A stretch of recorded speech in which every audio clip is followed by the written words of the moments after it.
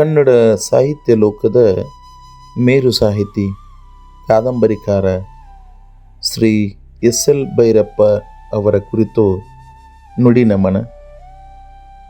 ವಂಶವೃಕ್ಷ ನೆಲೆ ಇಲ್ಲದೆ ಇಂದು ನೆಲಕ್ಕುರುಳಿತು. ಆವರಣವ ದಾಟಿ ಕೊನೆಗೆ ಯಾನ ಮುಗಿಯಿತು. ನಾಯಿ ನೆರಳು ಸಾಕ್ಷಿಯ ನಿರಾಕರಣವ ಮಾಡಿತು. ಇಂಚು ಬಿಡದೆ ಅಂಚಿಗೂ ಈಗ ಗ್ರಹಣ ಹಿಡಿಯಿತು. ಸ್ವಾರ್ಥವಿರದ ತಂತುವಲ್ಲಿ ಭೀಮಕಾಯ ಬೆಳೆಯಿತು. ಗ್ರಹಭಂಗದ ಅನ್ವೇಷಣದಿ ಮಂದ್ರವಿಲ್ಲಿ ಮೊಳೆಯಿತು.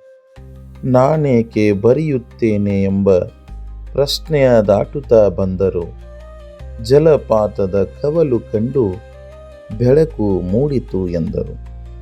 ಉತ್ತರ ಕಾಂಡದಿ ಉತ್ತರವೇ ನೀಡದೆ ದೂರ ಸರಿದರು. ಉತ್ತರ ಕಾಂಡದಿ ಉತ್ತರವೇ ನೀಡದೆ ದೂರ ಸರಿದರು. ತಬ್ಬಲಿಯು ನೀನಾದೆ ಮಗನೇ ಎಂದು ಜೀವ ತೊರೆದರು. ತಬ್ಬಲಿಯು ನೀನಾದೆ ಮಗನೇ ಎಂದು ಜೀವ ತೊರೆದರು.